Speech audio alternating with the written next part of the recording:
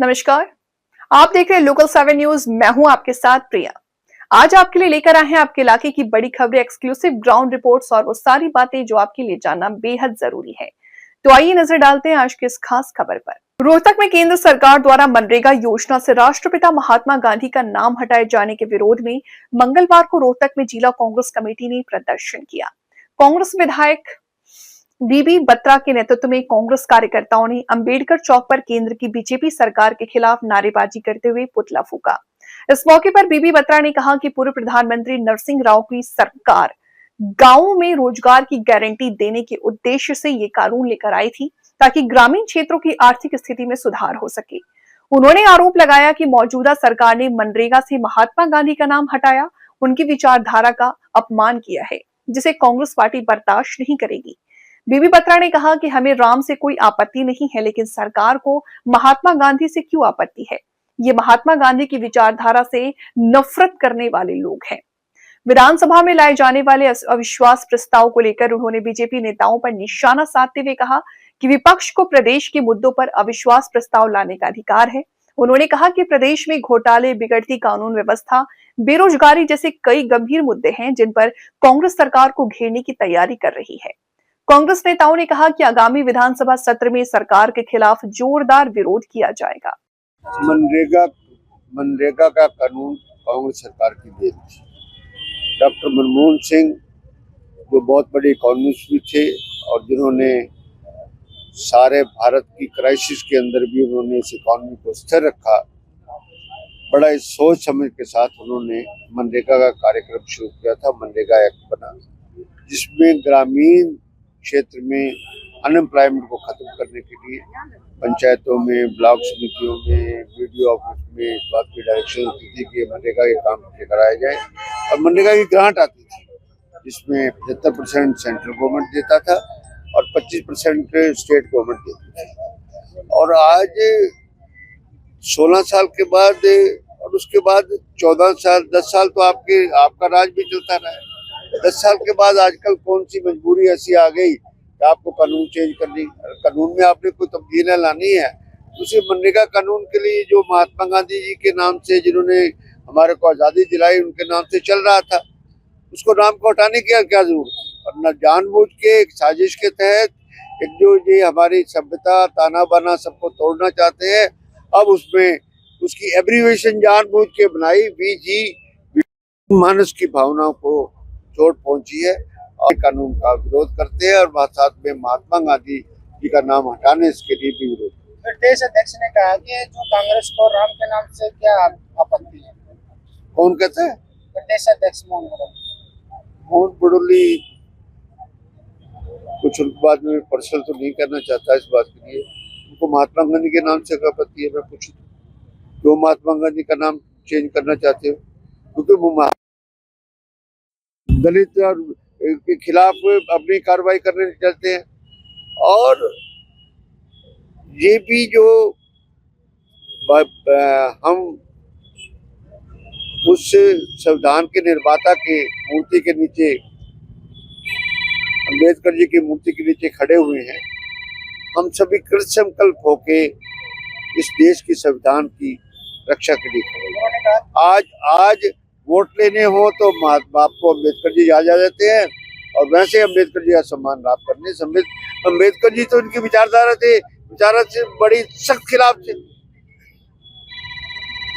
तो ये जो इन्होंने किया है ये एक साजिश के तहत है और महात्मा गांधी का जो नाम हटाया गया है ये एक देश का अपमान है। विश्वास प्रस्ताव को लेकर अभी कांग्रेस पे कटाक्ष कर रहे हैं बीजेपी के लोग, इनके पास कह रहे हैं कि मुद्दा ही नहीं है, ना ही बहुमत था।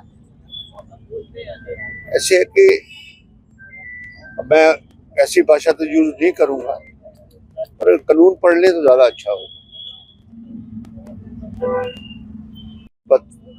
जो नो कॉन्फिडेंस मोशन होता है वो नंबर्स पे भी आता है और मुद्दों पे भी आता है। वो तो मैं किताब पढ़ा दूंगा, भेज दूंगा उनको कॉपी के लिए। कोई बड़ा मुद्दा भी जब प्रांत के अंदर आता है उसका भी नोकन और एक मौका मिलता है विपक्ष को सत्ता पक्ष को घेरने का, सत्ता पक्ष को सचेत करने का, इसलिए वो नो कॉन्फिडेंस होता है। बोला नंबर नहीं थे तो ये क्यों ले आए। कल को कह रहे थे, मैं इस बात को ही क्लैरिफाई कर देता हूँ। बोला वो बड़ोली जी बोल रहे थे, भाई 5 साल विधायक रहा है, कभी कानून की किताब पढ़ी है, रूल्स की क्या? वहां पर कभी बोला हुड्डा साहब ने साइन नहीं करी, तुम इस बात के ठेकेदार लगते हो, हुड्डा साहब ने साइन नहीं करे, वो हमारे नेता है, जब हम सारे के सारे साइन कर रहे हैं तो उनके साइन उसमें इंक्लूड है। और ऐसा कानून में या रूल्स में कहीं भी नहीं लिखा हुआ कि साइन उनके जरूरी है, कहीं भी नहीं लिखा हुआ। पढ़ के भी बता दिया, और उनको मोदी बड़ोली जी को कहो तो किताब की कॉपी भी भेज देते। एक व्यक्ति कोई भी अपोजिशन का वोट ऑफ नो कॉन्फिडेंस ला सकता है, जब वो नो कॉन्फिडेंस एक्सेप्ट होगा if it is in order, तो उस समय कहेंगे कि 18 विधायक और खड़े हो जाए। ये कानून है। ये वो सदन में बोल रहे थे कि गलत बोलते हैं, इनकी गलत उसमें बात होती है। मुद्दों का जवाब तो दिया नहीं गया। मुख्यमंत्री बोलने लगे, हमने कहा कि आपके संकीर्ण विचार हैं, आपके विचार एक टनल की तरह है, कुछ है, शुरू हो गए अटल टनल पे, शुरू हो गए कश्मीर की टनल पे, और भाई कश्मीर का शुरू हो गए सड़कों पे, ये कुछ है। आप समझदार पत्रकार हैं, सब आप अच्छी बात समझते हैं। कोई भी शब्द सैनी साहब ने, नायब सिंह सैनी मुख्यमंत्री ने किसी मुद्दे पर कोई जवाब दिया हो, सिर्फ भाषण देना और कटाक्ष करने के अलावा और कुछ बात नहीं, तो हमने कहा कि मुद्दों का जवाब दो। हम आपके ये और लच्छेदार भाषण सुनने के लिए नहीं आए यहाँ पर।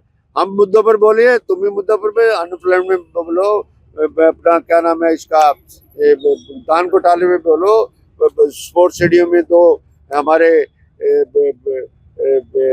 दो बच्चों हार्दिक और अमन की डेथ उस पे बोलो, अरावली पे बोलो, लॉ एंड ऑर्डर पे बोलो, गुंडागर्दी पे बोलो, रोज गोलियां चल रही हैं, वो चल रहे हैं, और कोई बात नहीं। सारा पानी जो है वो हम राजस्थान को दे देंगे, नहर जहाँ से खोद देंगे, हमारा पानी पूरा नहीं होता, राजस्थान को पानी देने के लिए चले। इस बात करिए, बोला सीधी पाइप पे डलेगी बारिश का पानी, और बारिश का पानी जिस हिंदुस्तान के हरियाणा के कोने में बारिशों के दिनों में जहाँ पानी की जरूरत होती है, वहां पर पानी दो। एक्चुअली मुद्दों का जवाब तो देते नहीं है किसी हालत में। अब भी क्या उनके पास ज्यादा है तो है, हमें भी पता है, हम बावड़े हैं कि बोला संख्या पूरी नहीं, हमने लाना